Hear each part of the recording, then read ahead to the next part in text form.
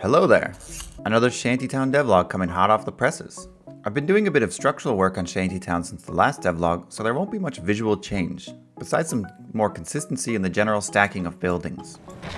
In fact, I've put all lighting and visual looks on hold until I can get a professional to add their input. Why won't you be art? But there's quite a bit of an update with how the game now presents itself. Additionally, I took a bit of time off to enjoy something I've heard called the outdoors, and it took me a little while to dust the cobwebs off my door just to get out of it. But it was really nice. Now, back to business. When I got back, I was made aware of a game called PileUp, and I was shocked to find it doing something very similar to Shantytown. A small confined play area, stacking buildings on the top of each other, and so forth.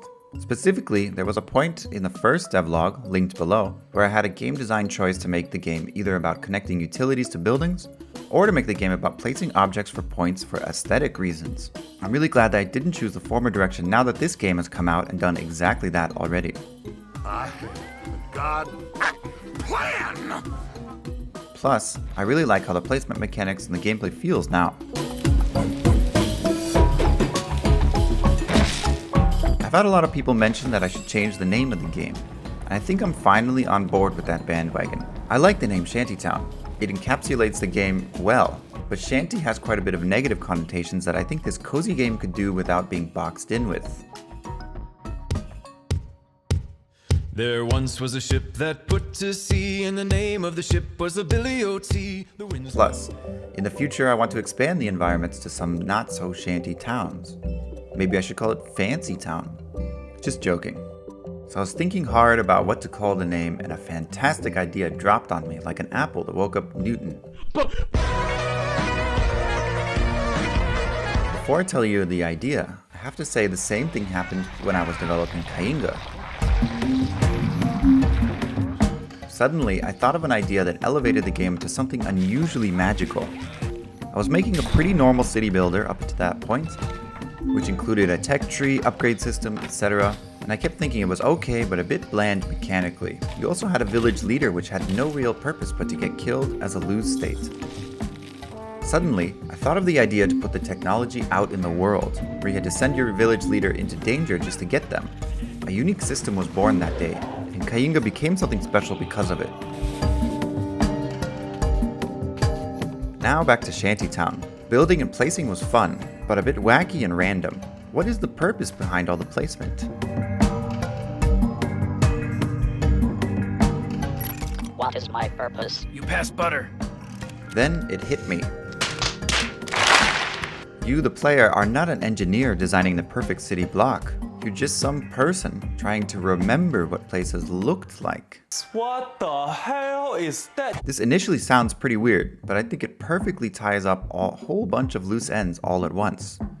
First, it adds a reason to why there are mission objectives, as there are certain things that have to be in the scene to make the memory complete. Second, it gives a purpose to why there are multiple maps in the first place. Third, it can make sense that you place things wherever you want, even if it's weird. Memories aren't perfect after all. If you remember that ramen shop being on the 8th floor, sure, go ahead. Fourth, it allows for those unusual locations I mentioned before, as you could be remembering a trip to another place.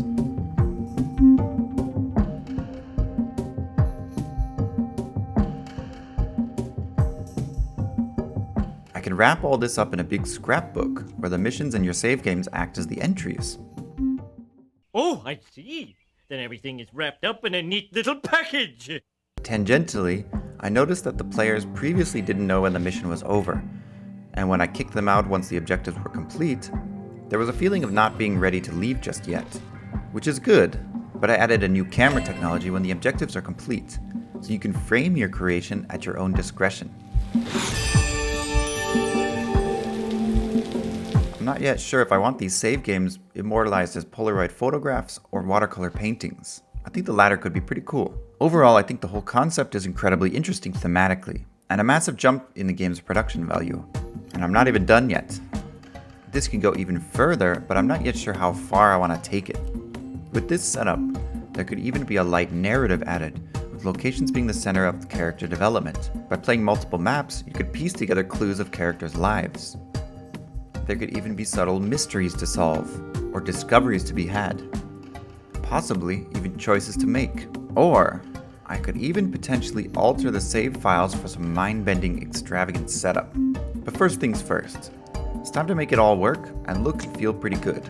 This all came from the idea to change the name, and I still don't know what to change it to. Joey Jojo Jr. Shabadoo? That's the worst name I ever heard. So if you have some good non-trademarked ideas that blend buildings and memory collections together, put it in the comments. I think that's good enough for now, and I'm very excited about this new path and looking forward to see people's reactions. Until the next time, goodbye.